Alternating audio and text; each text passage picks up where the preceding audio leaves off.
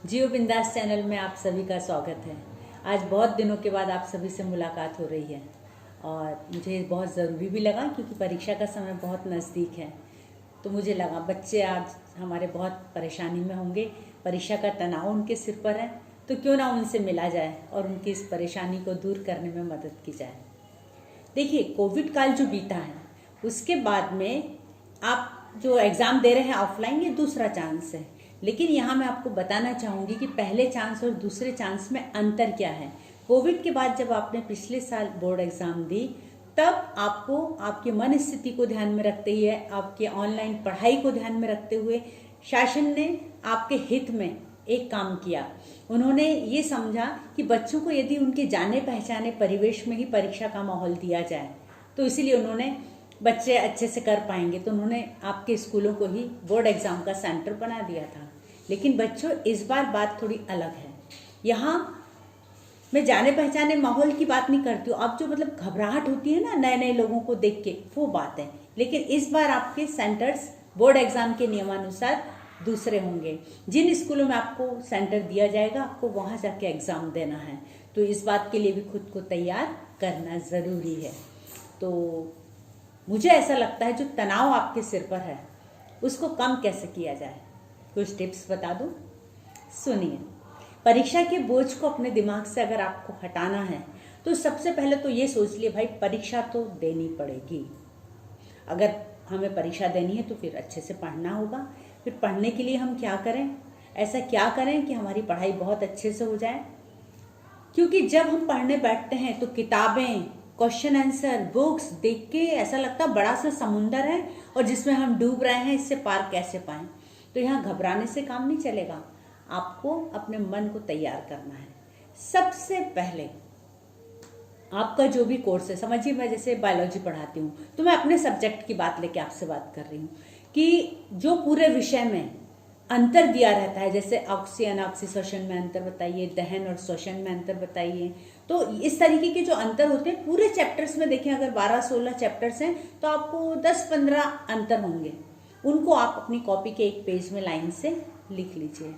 उसके बाद में आप कुछ नामांकित चित्र देख लीजिए, वो भी पूरे बुक में अगर आप ढूंढेंगे तो 10-12 से ज़्यादा शायद ही मिले जो बहुत कॉमनली पूछे जाते हैं। उनको आप क्या क्वेश्चन आते हैं उनको आप लिख लीजिए। उसके बाद में जो कुछ क्वेश्चन ऐसे होते हैं, कुछ परसेंट, 3-4%, जो बहुत सरल होते हैं, जिसके लिए हर बच्चे को तैयार रहना चाहिए। जैसे पर्यावरण के लिए मनुष्य किस तरह जिम्मेदार है, या रक्त के क्या कार्य हैं। तो इन प्रश्नों को सरल समझ के आप छोड़ मत दीजिए, इनको आप अच्छे से लिख के आइए ताकि आपको फुल मार्क्स मिल सकें और आप अपने नंबरों को बढ़ा सकें।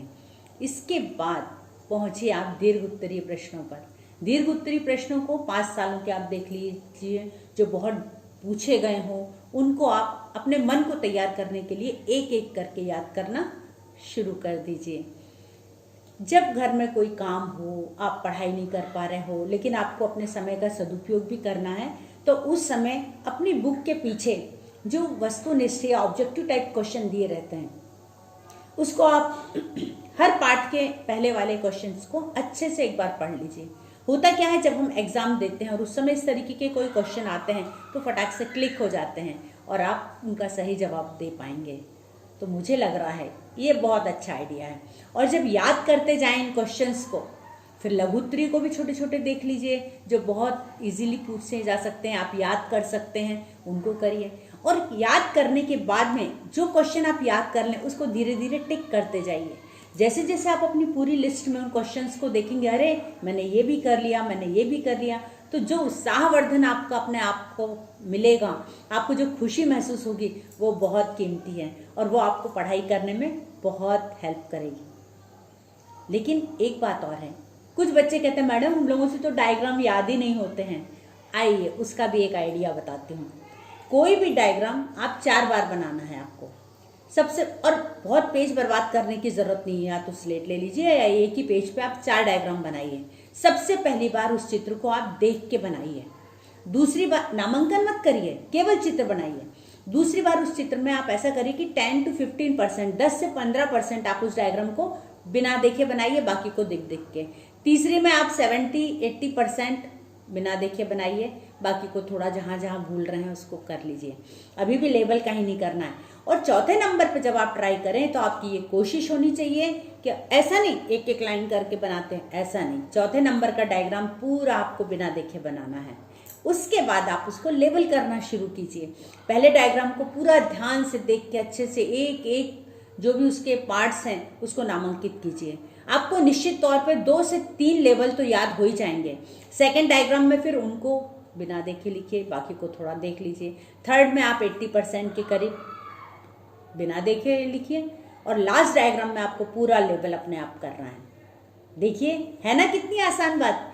इससे पढ़ाई हो जाती है बहुत आसान। लेकिन भाई केवल पढ़ाई से काम तो चलेगा नहीं, पेट पूजा भी जरूरी है। भूख लगती है पढ़ाई करते समय तो और भूख लगती है। कई बच्चे रात में जाग के पढ़ते हैं, तो उसके लिए आप भुने चने रख लीजिए, कभी थोड़ी मूंगफली रख लीजिए, कभी कुछ फल रख लीजिए, कभी अंकुरित अनाज रख लीजिए, कभी कुछ मनपसंद कुरकुरे भी रख सकते हैं, लेकिन उसकी मात्रा कम होनी चाहिए, क्योंकि मनपसंद चीज़ खा के भी मूड फ्रेश होता है, लेकिन अति नहीं होना चाहिए। कभी 1-2 रोटी या पराठा भी रख सकते हैं। पानी भरपूर मात्रा में पीजिए। और सबसे पहली बात और ज़रूरी बात, मैं सबसे प्रायोरिटी देती हूँ, अगर परिवार में कभी कुछ मतभेद चल रहा है, कुछ बात ऐसी हो जाती है जो दिमाग डिस्टर्ब होता है, उससे दूर हट जाइए। आपका ये समय बहुत कीमती है, आपको उसमें अपने मन को नहीं लगाना है, डिस्टर्ब नहीं होना है। थोड़े समय के लिए आप वहाँ से बाहर चले जाइए, ताकि कोई बातें आपके दिमाग में ना जाए और आपका दिमाग जो है वो परेशान ना हो। और एक बात, घूमने जरूर जाइए। मैं तो चाहती हूँ 2 से 3 बार सूर्य नमस्कार करिए, लेकिन खाने के बाद टहलना ज़रूरी है। थोड़ा सा घूमेंगे तो भी आपको अच्छा लगेगा। भगवान से हाथ जोड़ के प्रार्थना कीजिए कि हमें क्या मांगे भगवान से तो देखा नहीं, लेकिन जैसे मोबाइल को हम चार्ज करते, बिजली भी तो नहीं देखी है लेकिन मोबाइल चलता है ना, तो बस भगवान को भी वही इलेक्ट्रिसिटी समझ लीजिए जो आपको चार्ज करेगी। अच्छे से हाथ जोड़िए और उनसे बोलिए कि प्रभु हमको आप ऐसी शक्ति दो। आप ऐसा नहीं आप रट लो, भगवान नहीं रटेंगे, रटना आपको है, लेकिन ईश्वर से ये कहिए कि हमारी हेल्प करिए कि हम अच्छे से याद कर सकें, अपने प्रश्नों का जवाब परीक्षा में अच्छे से लिख सकें। है ना आसान? तो बस बात इतनी सी है। मैं यही चाहूँगी आप बहुत अच्छे मन से पढ़ाई करें। ईश्वर आपको बहुत बहुत बहुत मदद करे, आप आगे चल के अपना नाम रोशन करें। आपके एग्ज़ाम के लिए आपको हार्दिक शुभकामनाएं। हम लोग फिर मिलेंगे अगले एपिसोड में। तब तक के लिए all the best. Thank you.